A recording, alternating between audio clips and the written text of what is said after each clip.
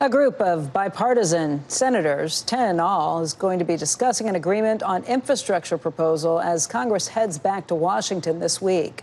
Their plan would total about $1.2 trillion over 8 years and would not be paid for by raising taxes. Senator Rob Portman is part of that group, and he joins us right now with the details. And Senator, it's great to see you this morning. Thanks for being with us. Hey, Becky. So nice to see you. This never-ending discussion about infrastructure, which spans years and years at this point, may be coming to a bit of a head. But I have to tell you, it doesn't look all that positive for those of us reading the tea leaves from outside of Washington. What do you think about things? It's great that the 10 of you have come up with a deal that you can agree on, but that's a far way from actually making this into a bill that can get past the House, the Senate, and be signed by this administration. Where do things stand? Well, Becky, I'm optimistic we have a path forward. And you're right, everybody talks about infrastructure.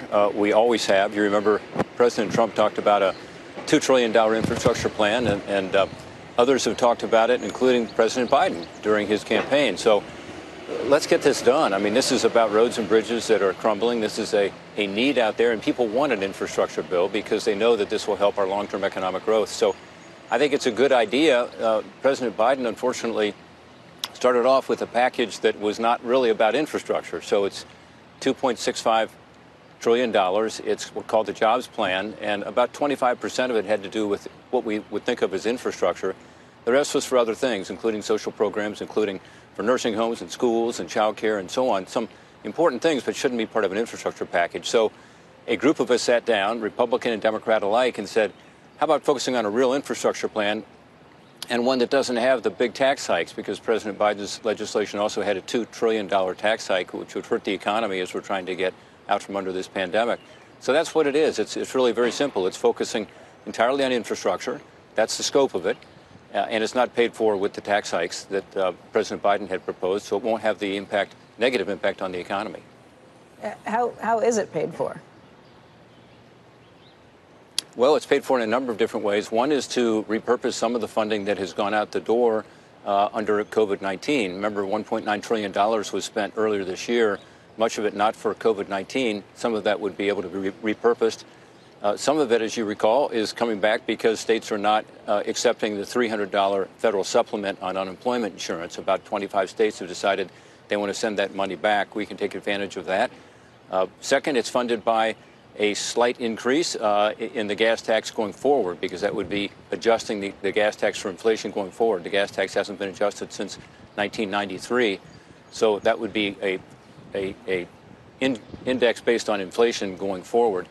And then it's also got some interesting infrastructure bank proposals in it. In other words, public-private partnerships, as well as allowing local and state government to take advantage of the leverage that federal government can get from borrowing at lower costs. So the infrastructure bank idea has been out there for a while.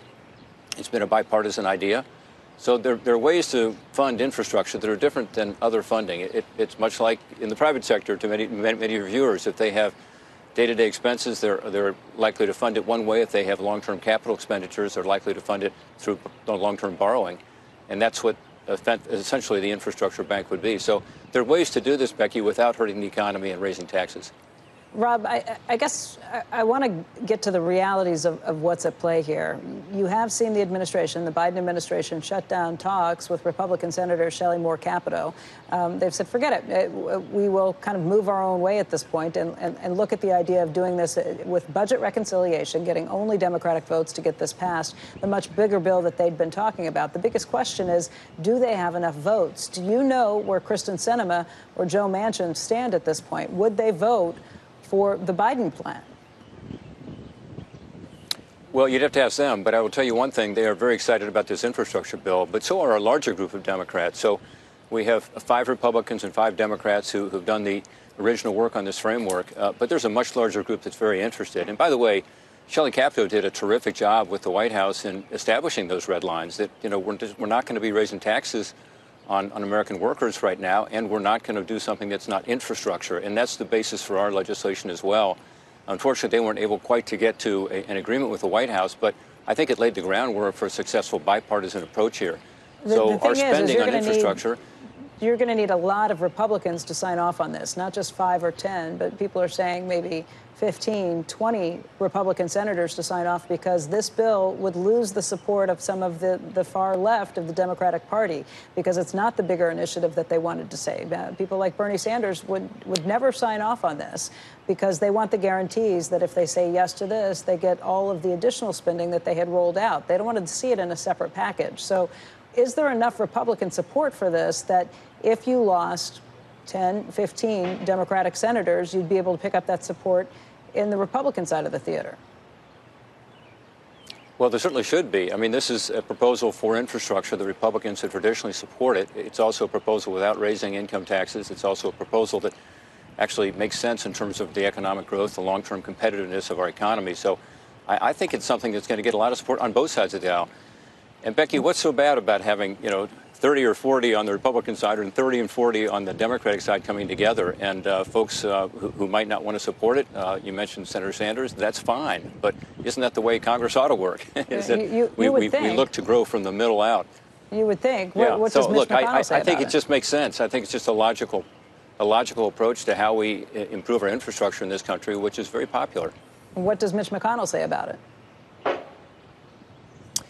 He's open-minded, as you said to the media. I'll let you speak to him directly, but he's been great to work with, and I think Democrats are talking to Senator Schumer as well, and I think he's also open-minded. So, I mean, look, it's time for us to get this done. We've been talking about it, as you said, for years, maybe decades. We do have, a non-competitive infrastructure situation now, not just roads and bridges, but our ports, our airports. All of our infrastructure is in need of help, and this is a way to do it.